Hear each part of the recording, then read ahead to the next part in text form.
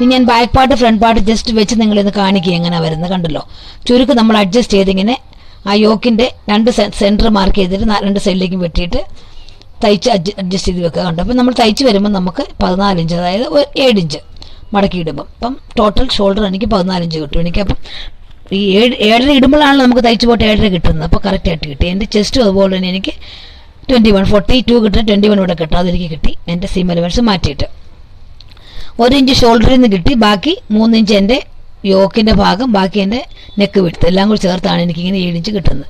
ഇനി നമുക്ക് ഫ്രണ്ട് നമുക്ക് ഇനിയും അത് പിന്നീട് കാണാം. ഇനി നമുക്ക് ഈ നമ്മൾ വെട്ടി വെച്ചിരിക്കുന്ന ബാക്ക് പാർട്ടിൻ്റെ കൈക്കൂലി എടുത്തു, അത് നമുക്ക് 9-10 വരുന്നത്.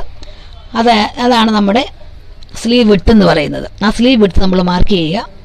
ഇവിടുന്ന് ഒരു 4 ഇഞ്ച് ക്യാപ്പ് വെച്ച് നമ്മൾ കൈക്കൂലി കുഴിച്ച് വെട്ടാനല്ല, അങ്ങോട്ട് ഉണ്ടോ അങ്ങനെ അത് അങ്ങനെ വെട്ടിയിട്ട് നമ്മുടെ ലെങ്ത് നമുക്ക് 7 ഇഞ്ച് വേണം. അപ്പം 8 ഇഞ്ച് കൊടുത്ത് 1 ഇഞ്ച് കൂട്ടി 1.5 ഇഞ്ച് മടക്കി അടിക്കാനോ